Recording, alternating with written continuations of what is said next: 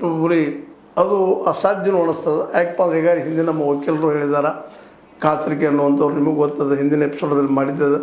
ಇದು ಪಾರ್ಲಿಮೆಂಟ್ದಲ್ಲಿ ಡಿಸಿಷನ್ ತೊಗೊಳ್ಳುವಂಥದ್ದು ಈಗಾಗಲೇ ತೊಗೊಂಡಾಗ ಕ್ವಶನ್ ಮಾಡೋಕ್ಕೆ ಬರೋದಿಲ್ಲ ಅನ್ನೋಂಥ ಮಾತನ್ನು ಹೇಳಿದ್ರಿಂದಾಗಿ ಸಹಜವಾಗಿದು ಕರ್ನಾಟಕದ ಭಾಗ ಮತ್ತು ಈಗಾಗಲೇ ನೇಮಿಸಿದಂಥ ಆಯೋಗಗಳು ಸಹಿತ ಬೆಳಗಾವಿಯನ್ನು ಮಹಾರಾಷ್ಟ್ರಕ್ಕೆ ಬಿಟ್ಟು ಕೊಡಬೇಕು ಅನ್ನುವಂಥ ಮಾತುಗಳು ಎಲ್ಲೂ ಇಲ್ಲ.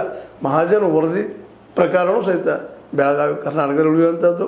ಇದೆಲ್ಲ ನೆಲಗಟ್ಟಿನೆಲ್ಲ ನಮ್ಮ ಕನ್ನಡ ಹೋರಾಟಗಾರರು ಜೊತೆಗೆ ಇಲ್ಲಿಯ ಆಡಳಿತದಲ್ಲಿರುತ್ತಿರುವಂಥ ಕಾಂಗ್ರೆಸ್ ಪಕ್ಷ ಆಗಿರ್ಬೋದು, ವಿರೋಧ ಪಕ್ಷ BJP ಆಗಿರ್ಬೋದು, ಅವರೆಲ್ಲ ಶಾಸಕರು ಇವತ್ತು ಅದನ್ನು ಒತ್ತಿ ಹೇಳಿ ನಿರ್ಣಯ ತೆಗೆದುಕೊಳ್ಳುವಂಥ ಕೆಲಸ ಮಾಡಬೇಕಾಗಿದೆ.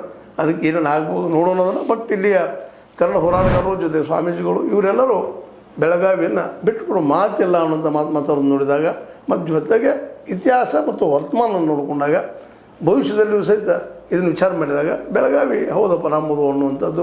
ನಂಬುದು ಅನ್ನೋಗಿಂತಲೂ ಇಲ್ಲಿಯ ಮರಾಠಿಗಿರೋದು, ಇಲ್ಲಿಯ ಕನ್ನಡಿಗಿರೋದು, ಸೀಮೆಯ ಮೇಲೆ ನಾವು ತಿಕ್ಕಾಡ್ತಾ ಹೋಗೋದಕ್ಕೆ ಇನ್ನೂ ನಾವೇನು ಪ್ರಾಚೀನ ಕಾಲದ ವ್ಯಕ್ತಿಗಳೆಲ್ಲ ಇವತ್ತು ಅರ್ವಾಚೀನದಲ್ಲೇ ಅಥವಾ ಇವತ್ತಿನ ಕಾಲದಲ್ಲೇ ನಾವೆಲ್ಲರೂ ಒಂದು ಅನ್ನುವಂಥ ಭಾವನೆ ಬೆಳೆದದ. ಅದಕ್ಕೆ ಸಾಕ್ಷಿನ MES ಅದು ನಗರ ಪಾಲಿಕೆಯಲ್ಲಿ 2 ಉಳಿದದ. ಹಿಂದೆ 6 ಶಾಸಕರು ಬರ್ತಿದ್ರು, ಇವತ್ತು 0 ಆಗ್ಯದ. ಇದರ ಅರ್ಥ ಏನಪ್ಪ ಅಂದ್ರೆ MES ಬೇಡಿಕೆ ತಪ್ಪದ. ಅನಗತ್ಯ ಭಾಷಾ ಸಮಸ್ಯೆನ ಹುಟ್ಟಾಕೆ ಈ ಬೆಳಗಾವಿ ನೆಮ್ಮದಿಯನ್ನು ಹಾಳು ಮಾಡೋದಕ್ಕೆ MES ಮುಂದೆ ಆಗ್ತಾ ಇದೆ ಅನ್ನೋದು ಈ ಎಲ್ಲ ಡೆವಲಪ್ಮೆಂಟ್ಗಳಿಂದ ಗೊತ್ತಾಗುವಂಥ ವಿಷಯ ಅಂತ ಹೇಳ್ತಾ, ಒಟ್ಟಾರೆಯಾಗಿ ಕನ್ನಡಿಗರು ಮತ್ತು ಮರಾಠಿಗರು ಇಲ್ಲಿ ಅಂತಮರಾಗಿದ್ದಾರೆ, ಅಕ್ಕ ತಂಗಿಯರಾಗಿದ್ದಾರೆ. ಅದನ್ನು ಇದೇ ರೀತಿ ಉಳಿಸ್ಕೊಂಡು ಬೆಳಗಾವಿ